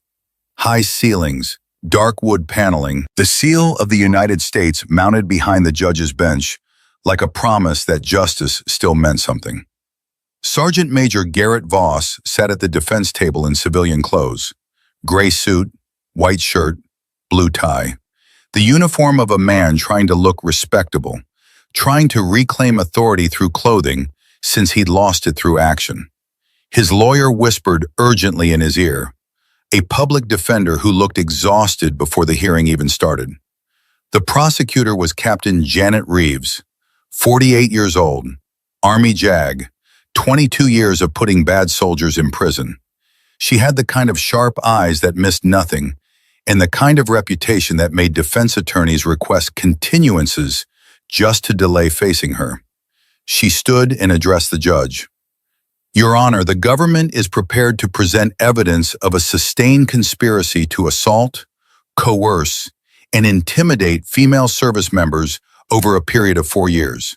The evidence includes audio recordings, video files, digital communications, and testimony from 27 identified victims, 15 of whom are prepared to testify in open court. The defense attorney shot to his feet. Your Honor, my client maintains his innocence. The so-called evidence was obtained through entrapment. Lieutenant Callahan deliberately provoked a confrontation and recorded it without my client's consent or knowledge. This is a clear violation of... Captain Reeves didn't miss a beat. Lieutenant Callahan was invited to a training scenario by the defendant. She accepted that invitation. The defendant then proceeded to assault her, threaten her, and admit on recording to maintaining an archive of similar incidents spanning 4 years and involving at least 27 victims based on his own unprompted statements. There was no entrapment. There was documentation of an ongoing criminal enterprise. The judge was a woman named Patricia Harmon, 64 years old, 20 years on the federal bench. She'd been appointed by a Republican president and confirmed by a Democratic Senate back when such things were still possible. She looked at the defense attorney over reading glasses that had seen 1,000 bad arguments. Counselor, are you arguing that your client's own words, freely given during what he believed was a sanctioned training scenario, admitting to a pattern of criminal behavior spanning 4 years, should be inadmissible because he didn't know he was being recorded? That's exactly what I'm arguing, Your Honor. Arizona is a two-party consent state. The recording violates... Arizona is a one-party consent state, Counselor, and Lieutenant Callahan was party to the conversation. The recording is admissible under both state and federal law. Motion denied. Judge Harmon looked at Captain Reeves. Call your first witness. The government calls Lieutenant Reese Callahan. Reese stood and walked to the witness stand. Her boots made solid sounds on the marble floor. Each step deliberate. Each movement measured. She'd done this before in other contexts. Debriefings, after-action reviews, congressional testimony about the SEAL program. But this was different. This time she wasn't defending herself. She was destroying someone else. The bailiff administered the oath. She raised her right hand. I do. She sat down, keeping her back straight, her hands folded, her expression neutral. Captain Reeves approached with a tablet. Lieutenant Callahan, can you tell the court why you were assigned to Fort Braxton? I was assigned as a guest instructor for close quarters combat, 3-week rotation.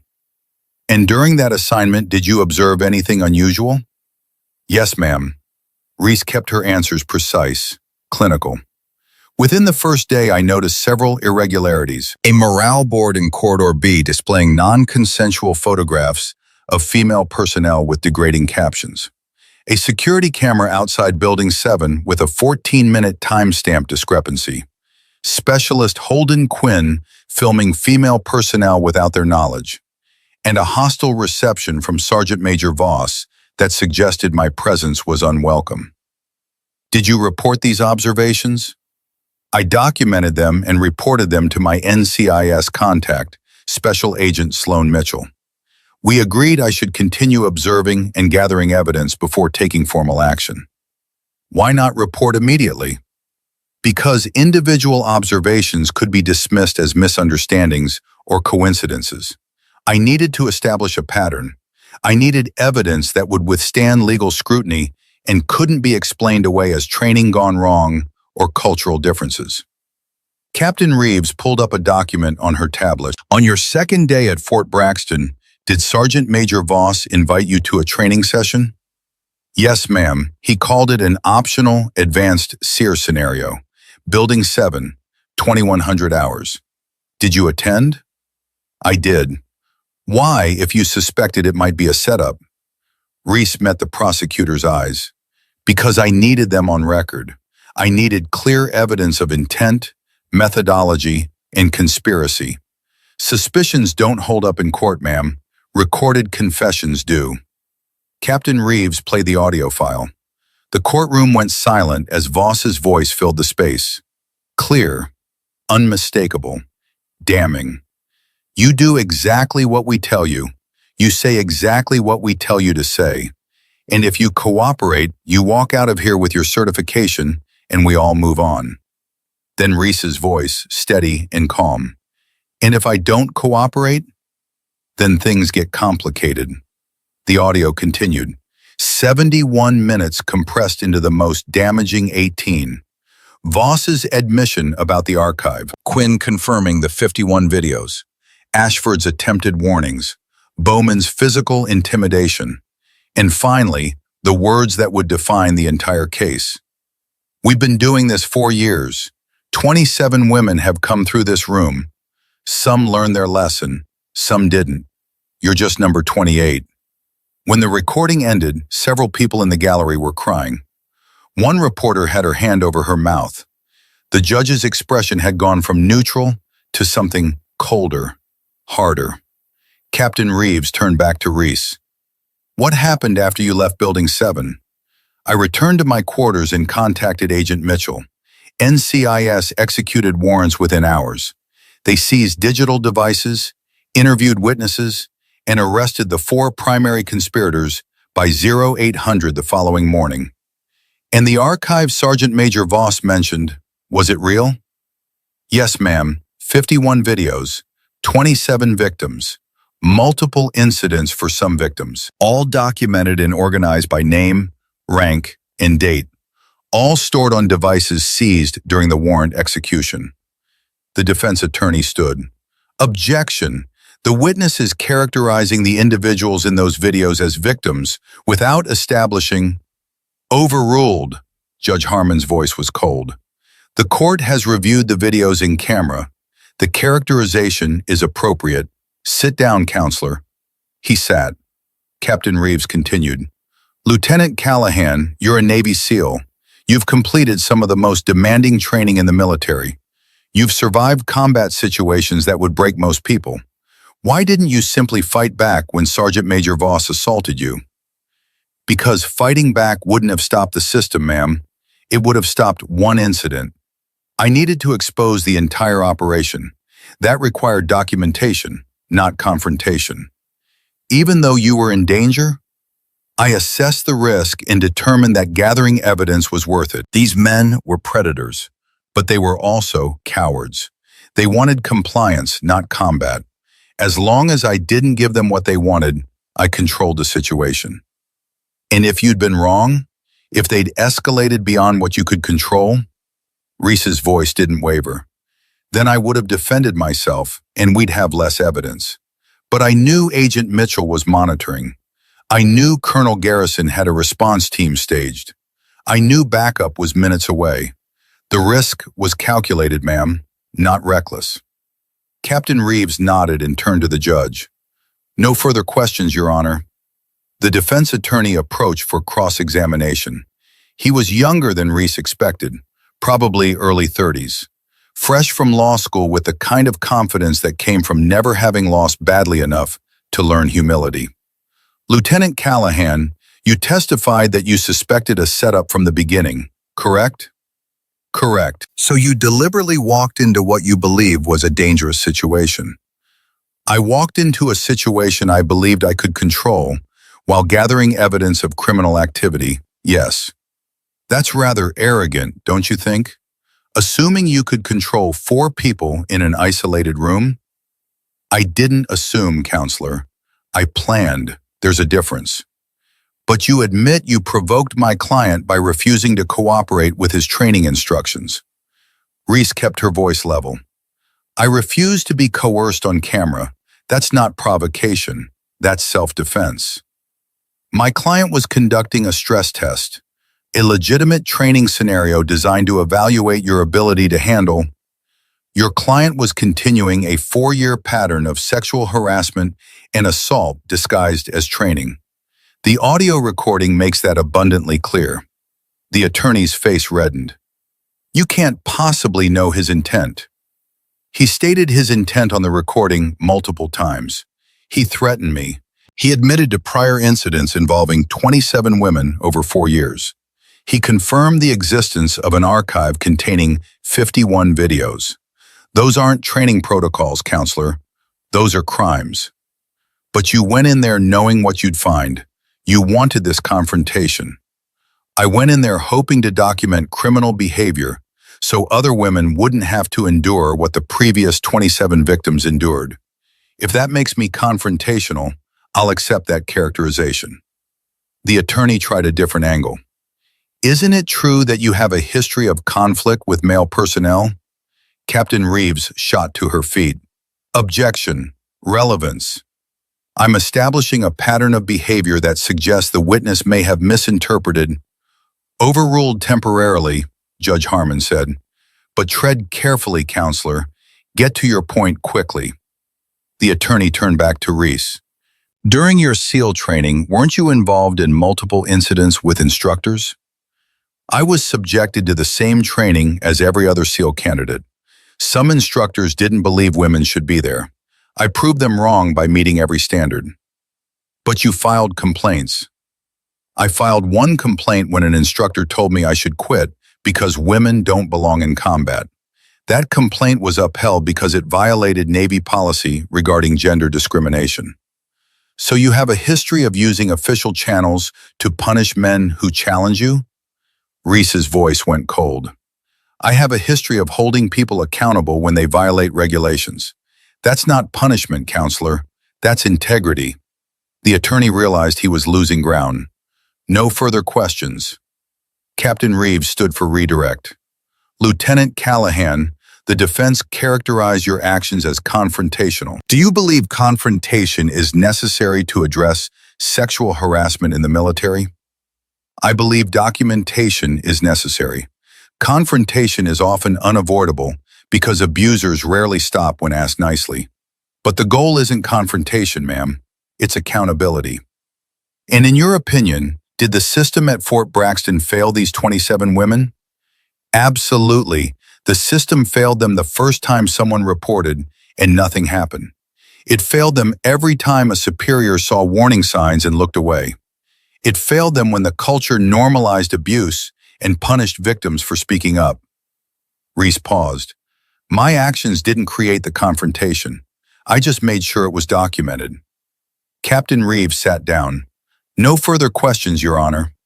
Judge Harmon looked at Reese. You're excused, Lieutenant. Thank you for your testimony. Reese stepped down and returned to her seat. As she passed Voss, he muttered something under his breath. She didn't react. He was already finished. The audio had destroyed any defense he might have mounted. The next witness was Holden Quinn. He'd taken a plea deal in exchange for testimony. He looked like he'd aged 10 years in 5 weeks. His hands shook as he was sworn in. Captain Reeves approached him carefully.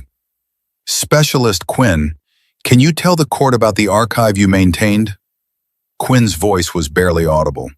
It was videos of women in Building 7, different scenarios, all recorded, all stored. How many videos? 51 files, 27 different women, some had multiple incidents. A gasp went through the gallery. The number had been reported, but hearing it stated under oath in federal court made it real in a different way. And who instructed you to record these videos? Sergeant Major Voss. He said it was insurance. In case anyone reported, we'd have proof they were willing participants, that they wanted it, that any complaints were just regret or embarrassment after the fact. But they weren't willing, were they? Quinn shook his head, his eyes down. No, ma'am, they were coerced, threatened. Some were told it was mandatory training. Others were told their careers would end if they didn't cooperate. Some were told no one would believe them if they reported. And you knew this? Yes, ma'am. Why did you continue? Because I was scared. Voss said if I stopped, he'd turn the videos over to investigators and claim I was running the operation. He said no one would believe me over a sergeant major. He said I'd go to prison while he walked away. Quinn's voice cracked. So I kept recording, and I kept organizing the files, dating them, labeling them, making it easy for him to find specific incidents when he needed leverage. Did you ever consider reporting this to authorities? Every day, ma'am. Every single day. But I was a coward. I chose my career over doing what was right, and now I have to live with that. Captain Reeves let that sit for a moment. Are you willing to testify against Sergeant Major Voss in a full trial? Yes, ma'am. I'll testify to everything I know, every victim, every incident, every method he used. It won't undo what I did, but maybe it'll help make sure he can't hurt anyone else. The defense attorney declined to cross-examine Quinn. There was nothing to gain. His testimony was devastating. The next witness was Corporal Bryn Ashford. She'd also taken a plea deal, but her testimony would be harder. She was the enabler, the gatekeeper, the one who made victims trust her before feeding them into the system. She sat in the witness box looking hollow. When Captain Reeves asked her to explain her role, Ashford's voice shook. I recruited them. I told them about optional training sessions. I made them feel safe. I made them feel like I was helping them navigate a difficult environment. She wiped her eyes.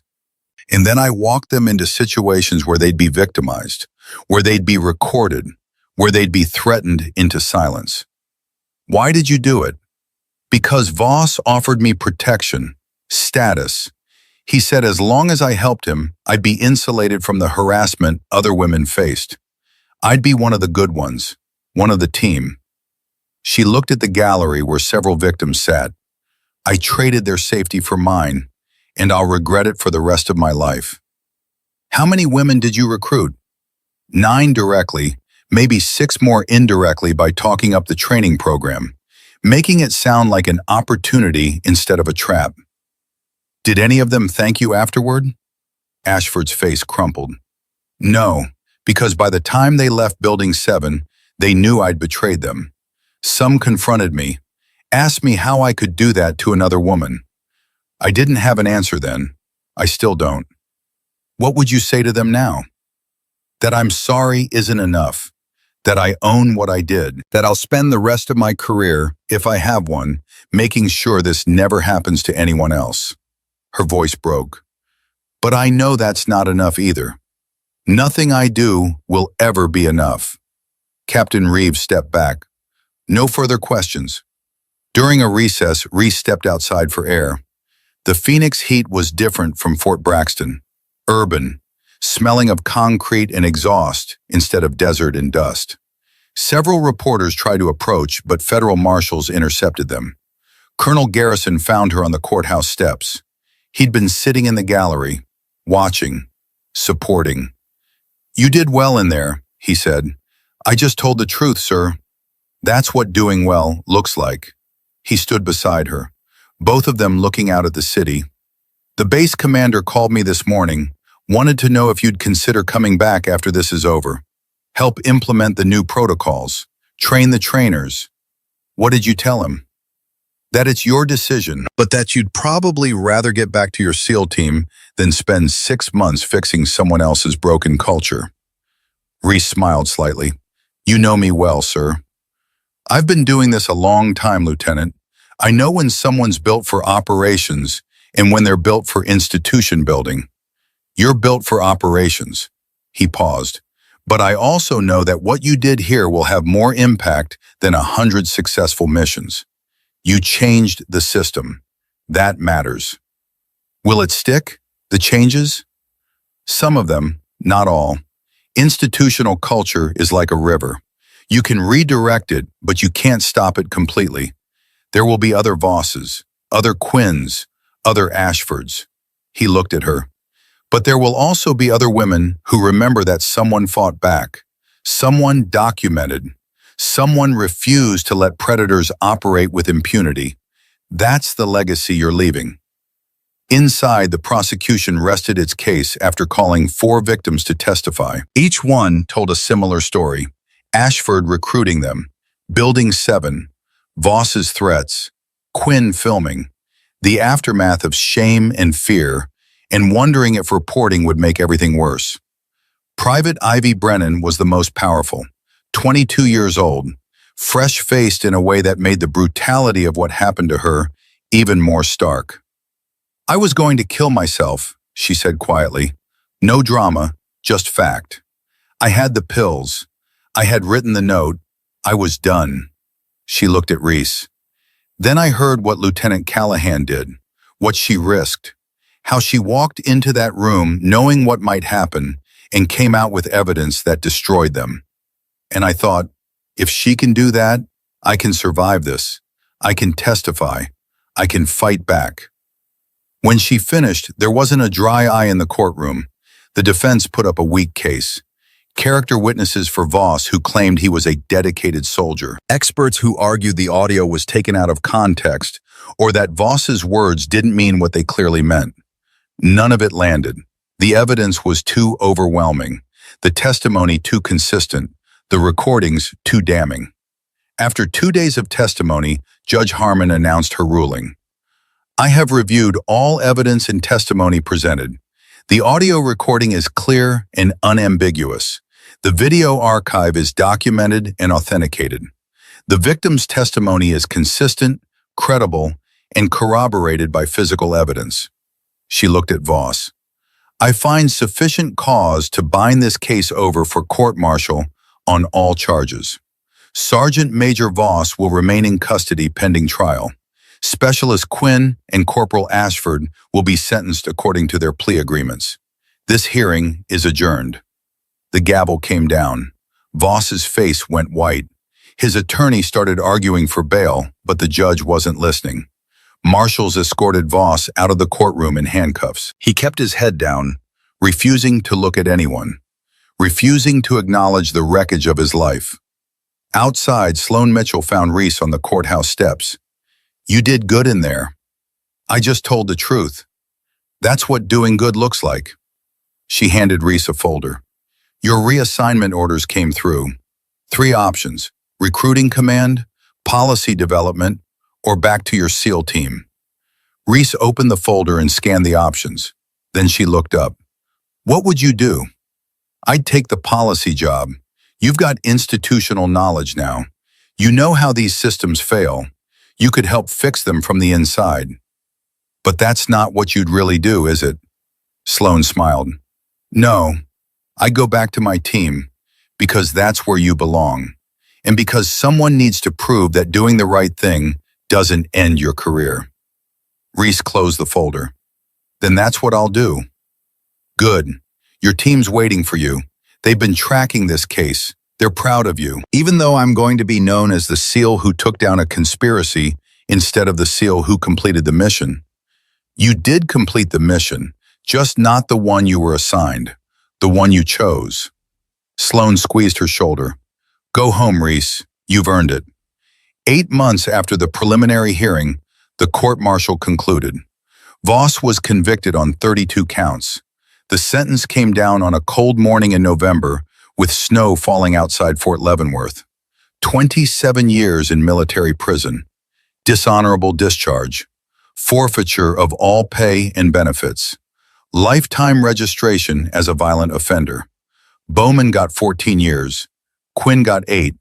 Ashford got 5 with credit for cooperation and time served. The judge was Brigadier General Maxwell Harding, 67 years old. He'd seen combat in the First Gulf War. He'd seen corruption. He'd seen the military at its best and worst. I have served for 45 years, he said before pronouncing sentence. I have witnessed war. I have seen soldiers perform acts of extraordinary courage and extraordinary cruelty. But the enemy we face today is more insidious than any foreign adversary. It's the enemy within. The predators who wear our uniform and weaponize our institutions against those they're sworn to protect. He looked at Voss. You dishonored everything this uniform represents. You betrayed your fellow soldiers. You violated the trust placed in you, and you did it systematically, methodically, over 4 years, leaving a trail of broken lives and shattered careers. He looked at the gallery where 15 victims sat. But because of the courage of these women, and because of the extraordinary actions of Lieutenant Callahan, your operation has been destroyed. Your methods have been exposed, and your legacy will be this. You thought you could break them. Instead, they broke you. 6 months after sentencing, Reese was promoted to captain and received the Navy Cross. The citation read in part, for extraordinary heroism in gathering evidence of systemic criminal behavior while under direct threat of assault, demonstrating exceptional courage, tactical planning, and unwavering commitment to justice.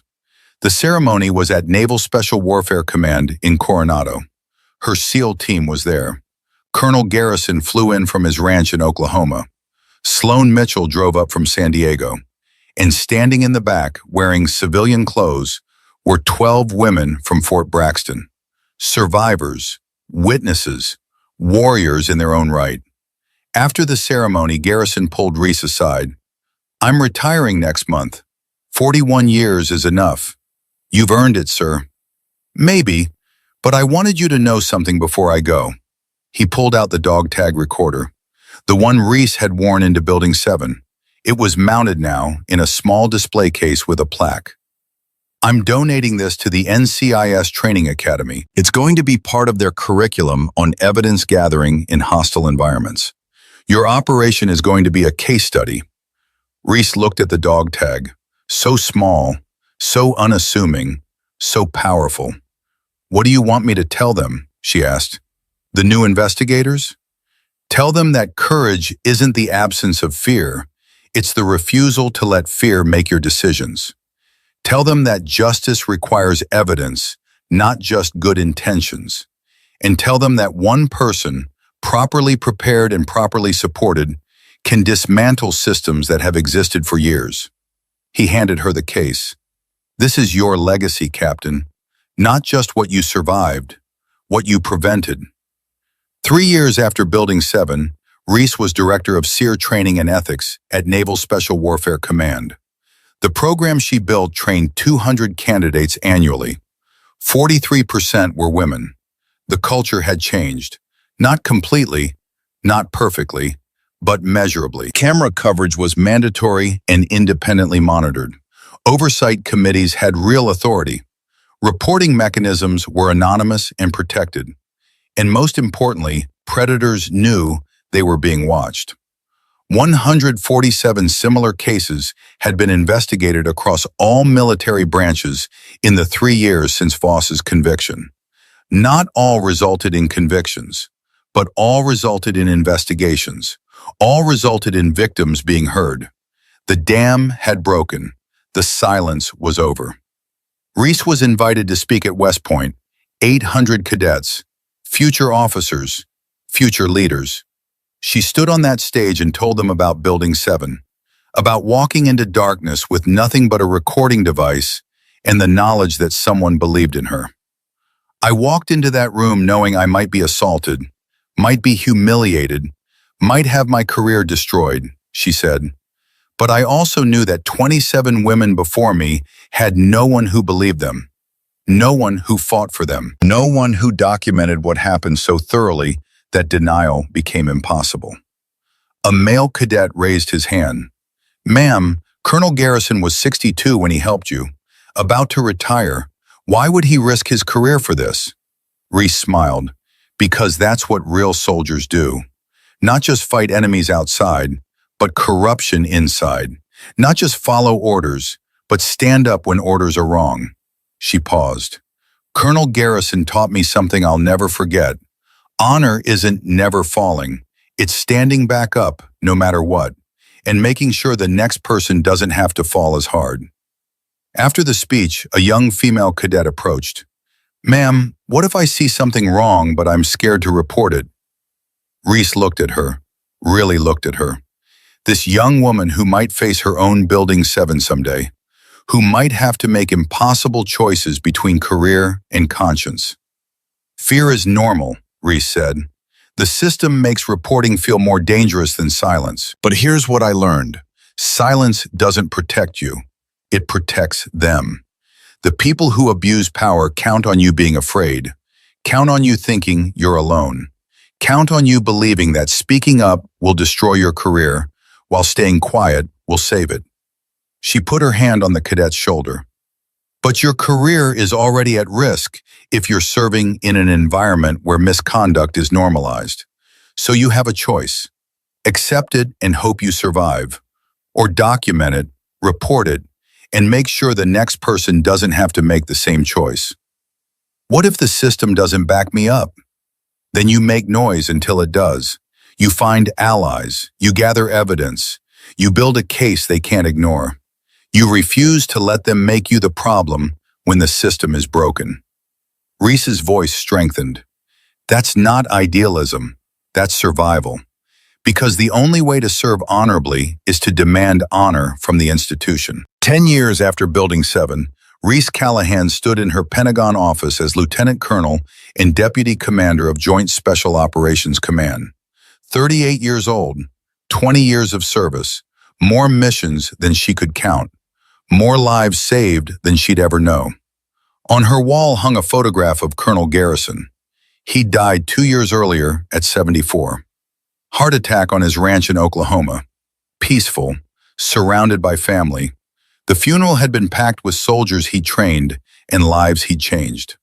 Next to his photograph was the dog tag recorder in its display case. A reminder, a legacy, a promise that predators would be hunted just as relentlessly as terrorists. Her computer chimed. New email from Commander Ivy Brennan, the girl who'd been 22 and broken 10 years ago, now 32 and commanding SEAL Team 5.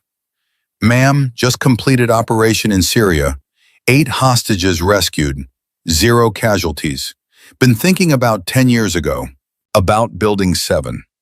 About how you saved me when I couldn't save myself. Now I'm saving others. That's the legacy you created. Not just catching predators, creating warriors who refuse to let others suffer alone. Thank you for showing us the way. Respectfully, Ivy." Reese read the email 3 times. Then she stood and walked to her window, looked out at the Potomac River. At Arlington Cemetery in the distance where Colonel Garrison was buried, under a simple headstone that read, "Everett Garrison, Delta Force," he stood up. Her phone buzzed. Text from Sloan Mitchell, now Deputy Director of NCIS. "New case, Fort Hood. Similar pattern. Need your advice. Coffee tomorrow? Reese typed back, always. And Sloan? We're going to bury them too. She put the phone down and looked back at Garrison's photograph, at the dog tag recorder, at the symbols of a fight that never really ended. Someone knocked on her door. A young female lieutenant, fresh from Annapolis, assistant to JSOC as an intelligence analyst. 24 years old with fear in her eyes that Reese recognized immediately. Ma'am, sorry to interrupt, but I have a question. About reporting, about... She trailed off, nervous. Reese gestured to a chair. Come in, close the door, tell me what's happening. The lieutenant sat, took a breath. There's a captain in my unit, started 3 weeks ago. At first I thought I was imagining it, comments, looks. But then I found out 2 other women transferred out suddenly last year. Same unit, same complaints that went nowhere. Reese's pen moved across the notebook. Names, dates, patterns. The same patterns that had existed at Fort Braxton. The same patterns that would exist at the next base, and the next until people like her stopped them. You did the right thing coming here, Reese said. We're going to document everything. Build a case so tight they can't wiggle out. And you're not doing this alone. Not anymore. The lieutenant's eyes filled with tears. Thank you, ma'am. After she left, Reese stood at her window one last time. The sun had set completely now. Washington glowed with artificial light. Millions of people going about their lives, unaware that in offices like this, warriors were fighting invisible wars. Her phone buzzed. Sloan again. Fort Hood case just escalated. 3 more victims came forward. We need you there next week. You in? Reese looked at Garrison's photograph, at the dog tag recorder, at the symbols of a war that would never end because predators would never stop hunting. But neither would warriors like her. She typed back, I'm in. Let's bury them. She picked up her coat and walked toward the door. Outside, another fight waited. Another predator, another chance to prove that justice wasn't just a word on a wall. It was a promise. And Reese Callahan kept her promises. The work never ended, but neither did the warriors. And that made all the difference. She looked back at Garrison's photograph one more time. We're still fighting, sir, just like you taught us, and we're winning. Outside her window, the sun had set over Washington. Another day done. Another battle fought, another step toward a military where honor meant something and predators had nowhere to hide. The predator protocol had worked, and it would keep working, because warriors like Reese Callahan refused to let it fail. That was the legacy, that was the promise, that was justice.